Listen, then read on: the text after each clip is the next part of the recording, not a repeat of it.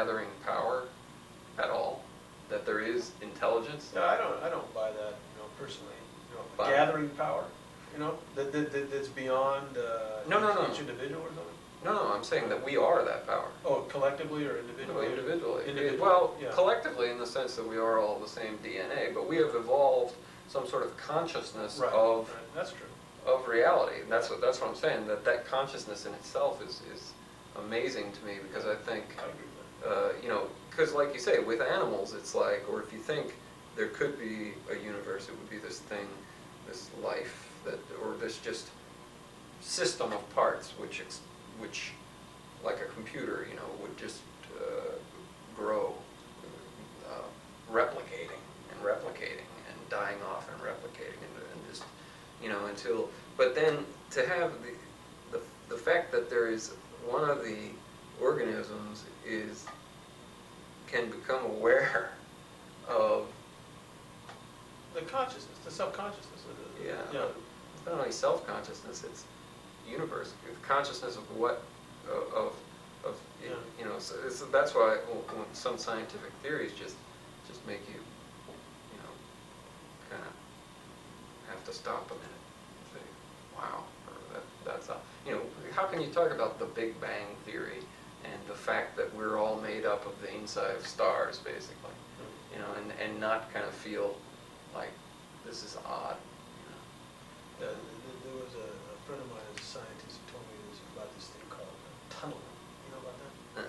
Yeah, tunneling is the theory. Oh yeah.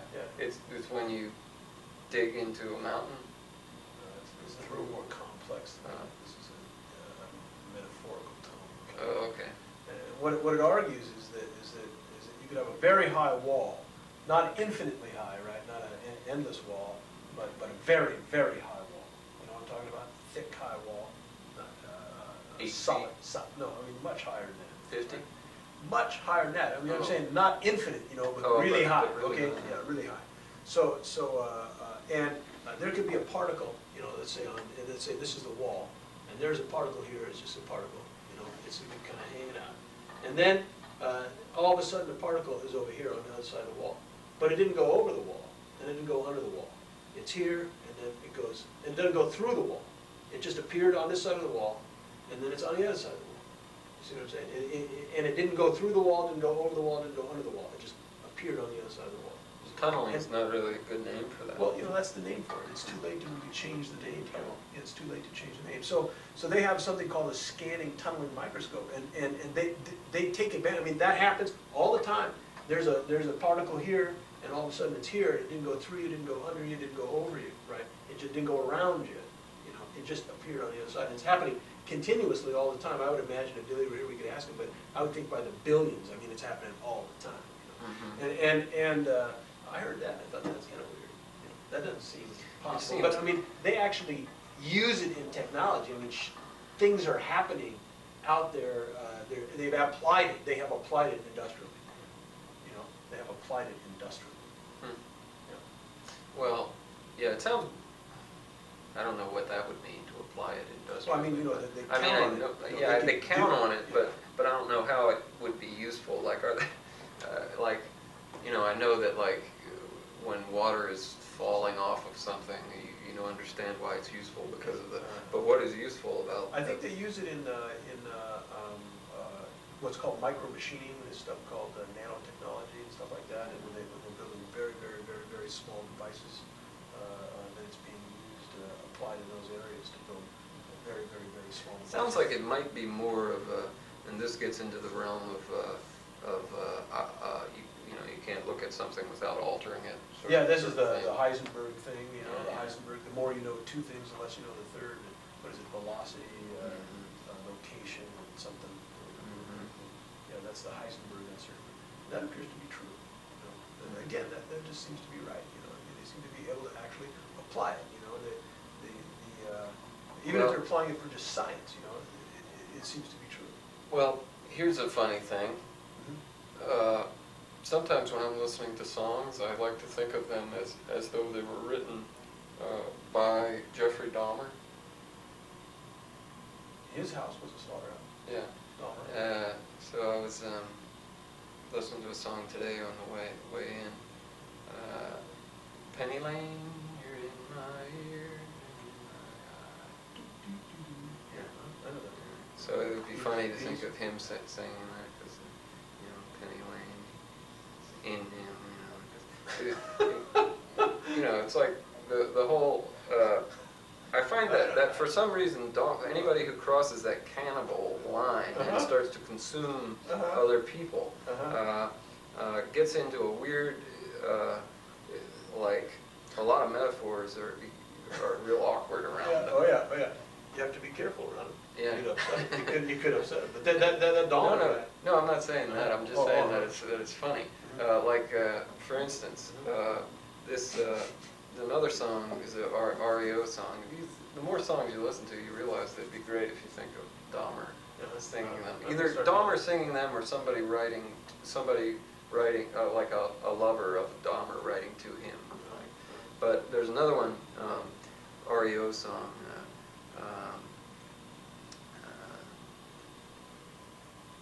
I can't fight this feeling anymore. Oh yeah. I've forgotten what I started fighting for. I often think of that as Dahmer's kind of new, hunger. He's saying, I can't fight. I've forgotten what I started fighting for. I'm just going out cruising. Oh yeah. Let's get back into this.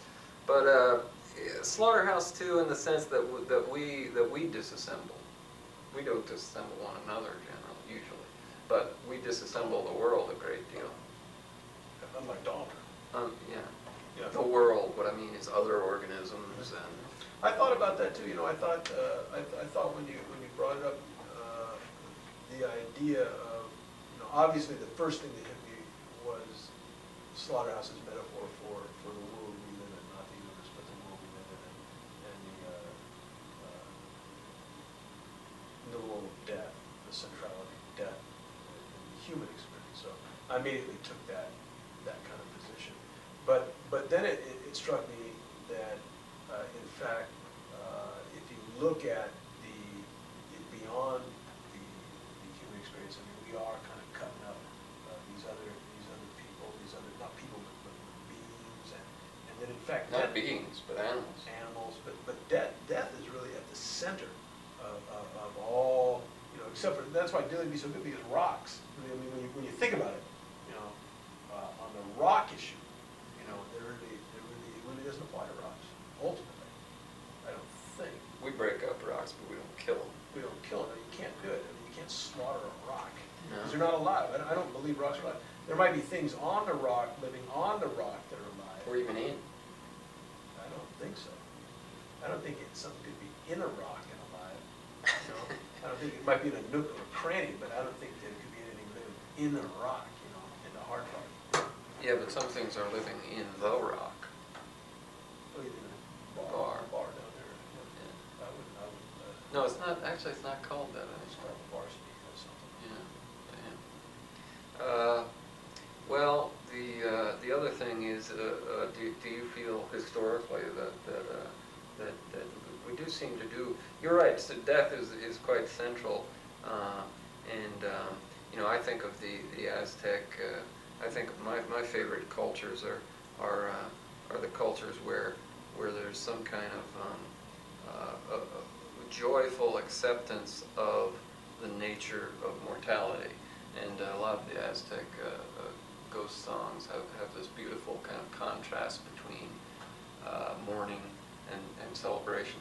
Not contrast, comparison, or they put them right together. It's like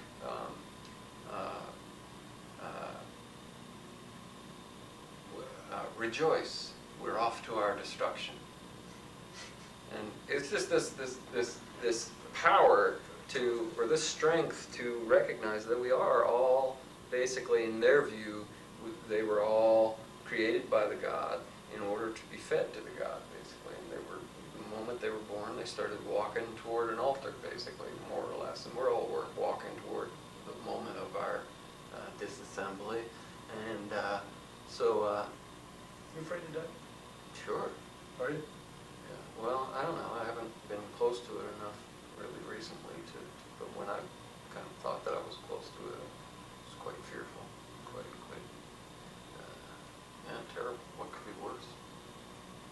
You know, I was taught as a boy, you know, I remember the moment I learned, you know, that in my faith tradition, what I grew up thinking was that, you know, that heaven was to be remembered after your death by those that came after you.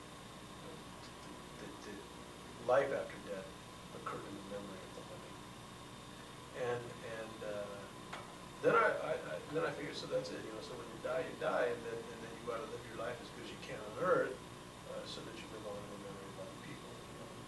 And so I never expected much, you know, so I figured there's, personally, in my own opinion, and what I was taught from my rabbi was that, you know, that there's ultimately nothing to fear because, you know, there's no consciousness. I mean, it's over.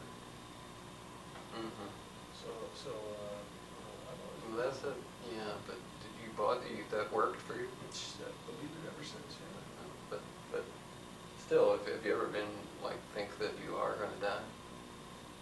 Once they're driving by Redwood, yeah, I kind of...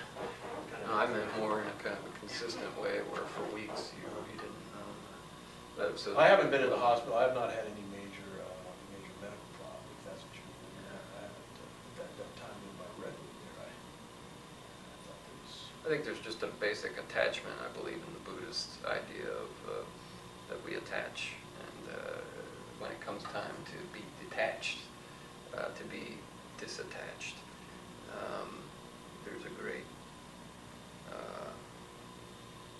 see, the way we conceive of death is that okay, here is everybody living, and then the dead go on ahead. Yeah, I think it's the opposite. I think that when you're dying, you feel like everyone is leaving you behind. You know, and you don't want to be left behind. You know, everything is going away forever from you. That's the way it felt to me. And I'm attached to this place, if only for the various pleasures. But what was the last thing I wanted to cover?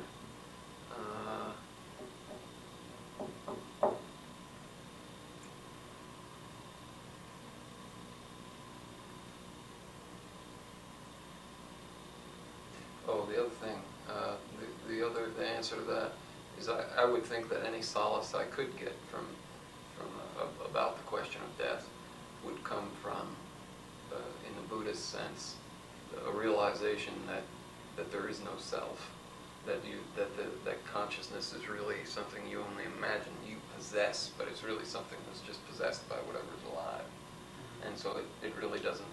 It's more like an underground. Yeah, it's more like an underground spring, which you may be a little pool that opens up, but if you get covered over, it just comes up somewhere else, and it Oh, I see what you're saying. so You're temporarily borrowing a little consciousness, essentially. yeah, or you're just one of the places it sticks out for a while, Sticks out fairly far. yeah, not too In bad. my case. Not too bad. Not too bad. Well, I thought maybe too you could say something to the families watching. Do you really think there's any families watching? I mean, whole families together? Is that what you want to speak to, like a family together, or A family unit. that's together watching, like the whole families together? I think that after last week's show,